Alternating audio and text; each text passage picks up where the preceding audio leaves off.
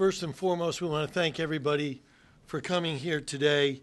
You know, in the last couple of months, in particular, accelerating in the last few weeks, we have gotten a lot of news about investors moving to Florida, companies moving out of Connecticut, reports that businesses, people are just not investing in their businesses, that the job growth is not getting better, it's getting worse, that Connecticut is not moving forward. And there's this, as you go about the campaign trail and you talk to people and you're talking to folks out there in businesses, you're getting this feeling that people are thinking that this state does not have a path forward. And we, last year, had a number of bills that we put out to give us a path.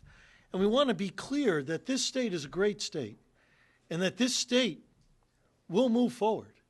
And we can change the direction and the policy of this state come next legislative session. So we want to deliver our message of what we think we need to do to move this state forward and what we're going to fight for, and those items that were put forth last year that need to be renewed. But more importantly, we have new ideas based upon what we have seen in the press over the last couple of months. And we've broken this down to three areas: financial stability and predictability as a heading, families and opportunity, and trust in government. So with respect to the financial stability and predictability, I'm going to have Kevin Witkos discuss that. Senator? Thank you, Len. You know, this is the season where we're all out on the campaign trail, but it's something that we've been talking about for a very long time in the Republican caucus, and that is to make sure that our businesses can grow in the state of Connecticut and prosper in the state of Connecticut. And one of those ways we always hear from them constantly is predictability and sustainability. They need to know what's on the horizon from the General Assembly. And that is why today we've outlined those and how we're going to provide the relief that we believe will create jobs and allow our families to prosper. The first part of that, we believe that we need to provide a mechanism for our seniors to stay here because we are an out-migration state. We propose doing that by eliminating the income tax on pensions for the first $100,000. Secondly, middle families were struggling under this administration, and in fact, in addition to the two largest tax increases, they also suffered a $200 cut to their property tax exemption for home ownership. We propose to restore that back to the $500 property tax. The Yankee Institute came out with a pamphlet several years in a row, and in that pamphlet they outlined a number of taxes, in fact all the revenue streams that the state of Connecticut operates under. And in that, we've come to the realization that over 200 of those taxes cost more to collect than they generate. So we would propose eliminating over 200 taxes in the state of Connecticut. We believe that small businesses drive our economy at least 70%. In some smaller of our communities, it's greater than 70%. And when we pass legislation here in Connecticut, in Hartford, we're requiring and proposing that simple questions be asked of every piece of proposed legislation. And that is, how does this proposal affect small businesses? What kind of impact does it have on small businesses? What will it cost small businesses? So as policymakers, we can determine at that time whether this is something good or bad for our economy. We also plan to look at our occupational licensing laws to make sure that we allow the next generation of skilled workers to proceed. Because as we're hearing from the business community, in fact, I heard it this morning on TIC radio, that in the next decade, we will see a loss of skilled people in the HVAC system, in the electrical system, and in the plumbing trades, and carpentry as well. So we've got to make sure that our licensing laws allow a quick access, but at the same time making sure they receive the proper training. As far as sustainable budgets, that will be the biggest topic when we arrive back in January. And we believe that Connecticut must get their budget under control. And for far too often, there has been predictive models out there that show that we're going to be in a deficit. We've known about it. but it's the proverbial kick the can down the road. So we're saying if we realize there's a deficit within 2 consecutive months, we will be back in 30 days. The legislature should be called back in special session to create a deficit mitigation plan to solve the impending deficit. No longer can we wait for the measure between the Office of the Comptroller and OPM. Secondly, the state spending cap. We've gone on far too long without that state spending cap. As you all know, when Governor Lowell Weicker instituted the income tax, the taxpayers in this state, the voters of this state, were promised an opportunity to control spending at their state government level, and it's been far too long, and the majority party still doesn't want to do anything about it. Creating a task force to put a mechanism in place is not good enough. We propose creating a true constitutional spending cap immediately upon returning in January. Lastly, we believe we should be voting on all union contracts. That happens in every municipal level, an upper town vote, to allow you to not do the job that you were elected to do by letting something become law just because it sat on a calendar for 30 days is injustice to the people that we represent. We believe we need to get our debt under control.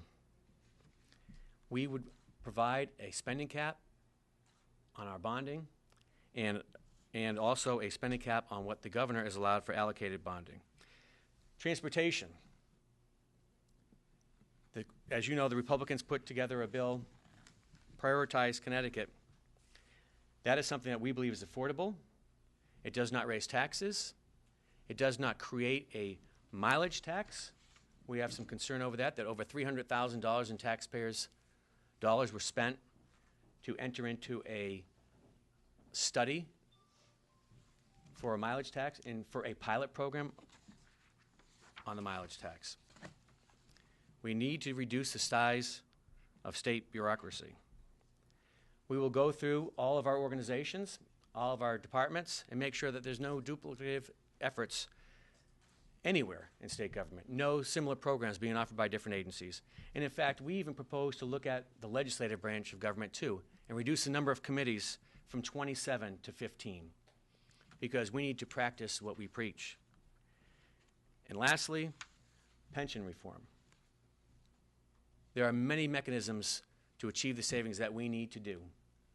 We're over $60 billion in the hole in unfunded liabilities in the pension. That is setting up not only our children, but our grandchildren, and our great-grandchildren for debt for many, many, many generations to come. It's time we take positive action to address those issues. I'll turn it back to Senator Fasano. Thank you, Kevin. We can talk about money, but one of our greatest assets are the families and the constituents in the state of Connecticut. And when we talk about those issues, we have to go back to what I've always said and this caucus believes in. The strength of our state depends upon the strength of our cities. So what are we going to do to improve our urban areas? First, we had a bill on the calendar that the Senate majority did not call for a vote. And what that allowed is a ladder out of poverty. That is to say, your benefits don't cliff off. You slowly lose your benefits as your income increases. That's how you get people hope. That's how you get people motivated.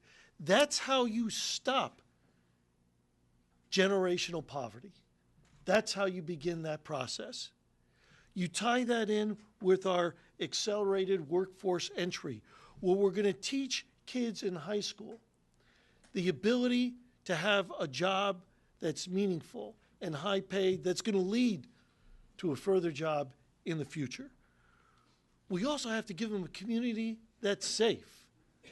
We want to talk more about community policing being a project that's taken off in many areas throughout this country.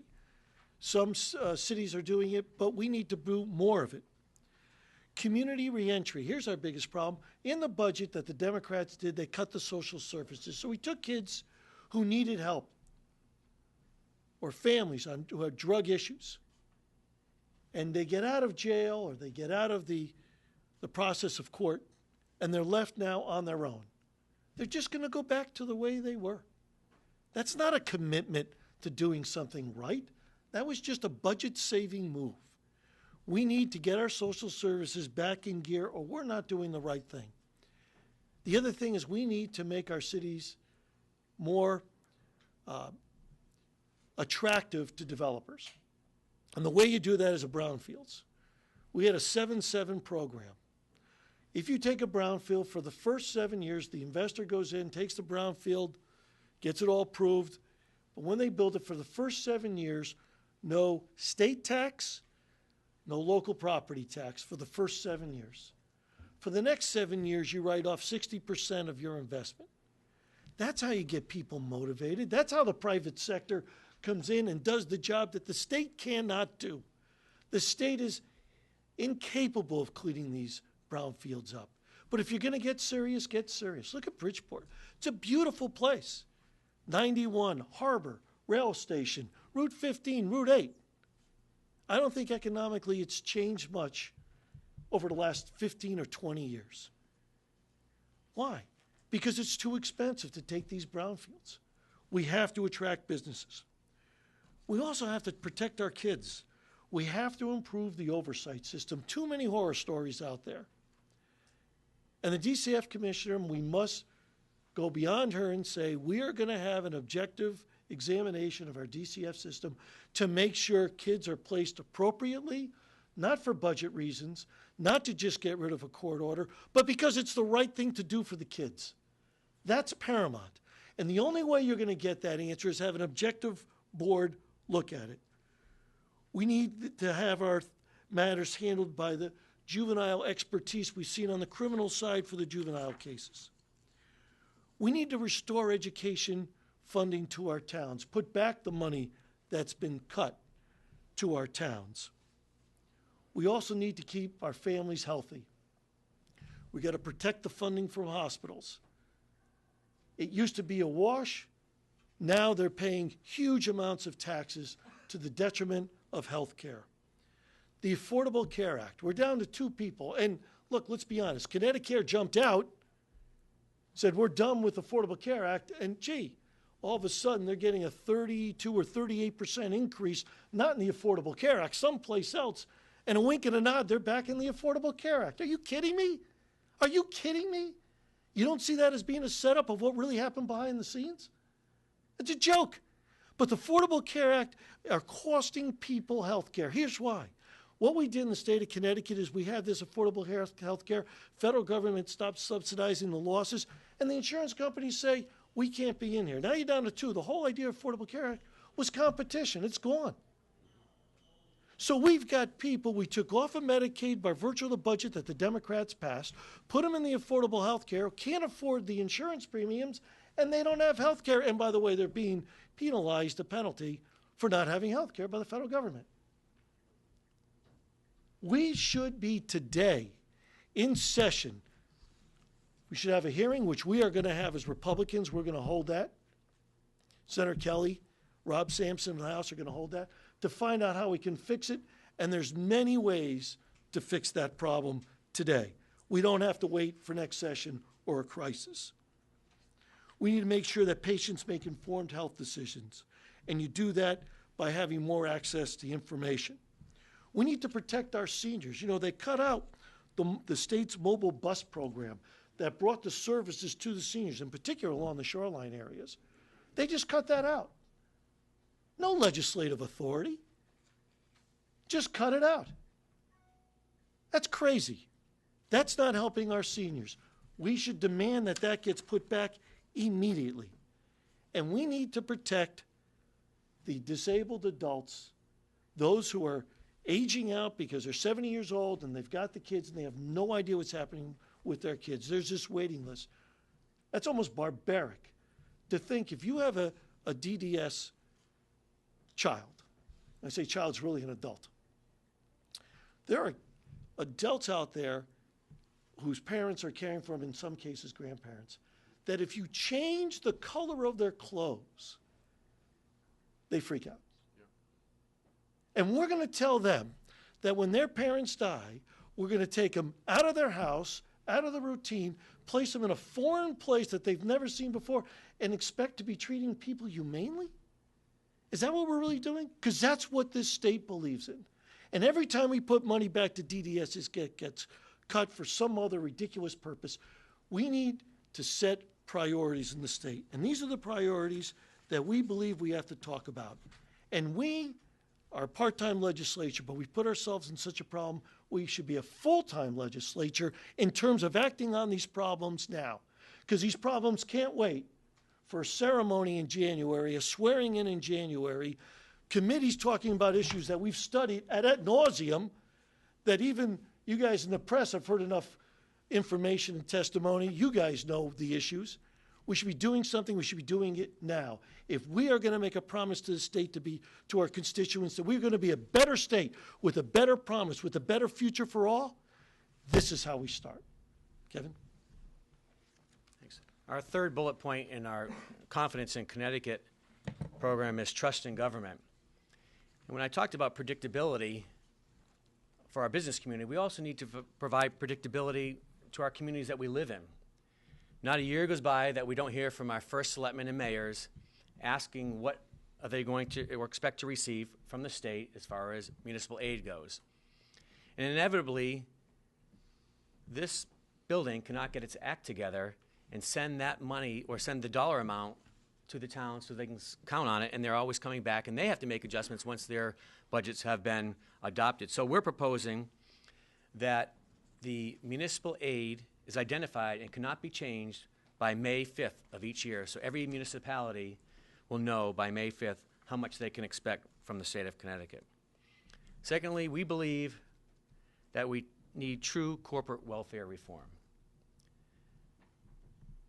It's like London Bridge is falling down because it's weighted in gold. This governor is giving out tens and tens of millions of dollars to these large corporations that we have to question, are they creating the jobs that they've promised? Are they doing the things that we need to do? Is this the best investment for the state of Connecticut? And we can't get the necessary data as policymakers from the Department of Economic and Community Development to make those decisions, to look at it, to review it, to say, yes, it is, or no, it's not. We propose changing that. We also propose creating a whistleblower mechanism. So if an employee of one of those corporations that receives money from the state of Connecticut believes that the money's not being spent appropriately or it's being misused, then that employee may gain financial gain by reporting it, and if it's found to be that it was done fraudulently, they stand to benefit by that, and also offer the protections of the whistleblower. Third, higher education costs. It's almost become, every year you look at when the budgets come out, higher education says, the state cut us a little bit of money, so the only thing we have is to increase the tuition for our students. And then we hear student debt is so high, our students can't afford it. Well, we propose maybe we need to have some oversight as to our University of Connecticut, pull them back into the personnel services of the Office of Policy Management, so we have a right to say, when you're creating new positions, what are the salary levels of those positions? What are the bonuses being paid to those individuals? And then we want to take a deeper look. When we created the Board of Regents, as you know, it's been a boondoggle since its creation. Many of us supported that because we thought we'd find efficiencies by centralizing and creating efficiencies throughout the 17 universities, community colleges, and online college. But in fact, the central office of Board of Regents has grown tremendously. We propose cutting that number in half. Right now, there's 64 positions at the Board of Regents. We propose cutting that in half at a proposed savings of $3 million. We believe that we need to change some of our election reform laws. Why in the world, if you do not have an opponent, do you get money to run your race? Because all you have to do is wake up in the morning, go to your local polling place, and vote for yourself, and you won. We don't think a grant should be awarded to anybody that's running unopposed. We think we should reduce the grants by 25%. This year alone, you have to, for a Senate race, you have to raise $15,000, then you're awarded $97,000. When people are unemployed, they're worrying about where they're going to get their next meal from. and we as legislators get over $110,000 to run a campaign, it's too much. We don't need it. We should be reducing that. We also believe that the mechanisms that were put in place by the Democratic majority need to be changed. We all know what happened when Governor Malloy won his primary. We injected, this body, the majority party, injected $6 million more into the governor's race. And then when they changed the law to allow additional monies to come into the state parties, and then they allowed the unlimited contributions from the state parties. And this is not press that we want on either side of the aisle, because we believe in the institution. We believe that we should be above that. And only when we make these changes will we restore the trust. Now, there's one agency that has been wrought with complaints, and everybody makes fun of it when they say they want to punish you, and that's the DMV. We believe we could privatize more of the services they provide. They've done a great job of allowing AAA to do license renewals. We think we ought to allow them to do registration renewals and let some of our car dealerships who have direct online access take care of some of those issues as well. And then maybe we can open up an office during additional hours for businesses to go in and take care of the businesses they have, because that's an unburdened cost for a local business that has to wait 5, 6, 7 hours, and they're only limited to 1 or 2 transactions. That's not, certainly doesn't speak to business friendly to me. The Connecticut Fast Track. The governor and the commissioner just touted over 4 million riders. That's a fallacy if you're talking about fast track in of itself. That 4 million ridership are all of Connecticut transit buses combined. Our analysis shows that because of the cost of what we subsidize the Connecticut Fast Track, for every rider, it's subsidized at over $44,000 per person that actually ride the Fast Track from New Britain to Hartford. We've sent a letter to Commissioner Rediker. We're waiting for a response from him, but we'd be happy to share with you our analysis to why it's $44,000 per rider. Lastly, we believe we should create the Office of Inspector General. This has been a Republican initiative for many, many, many years, and move all of our watchdog agencies under that agency in the judicial branch, because then and only truly then will they have the ability to conduct the investigations unimpeded by influence from the executive branch. And we think that in of itself will restore confidence to the people of Connecticut, because they can make that complaint and know that it will be followed through without retribution. Senator Fasano. So I think that concludes what we believe we will be pressing and going forward with. And we think some of these matters should be dealt with now, today, not have to wait for next session. So with that, are there any questions?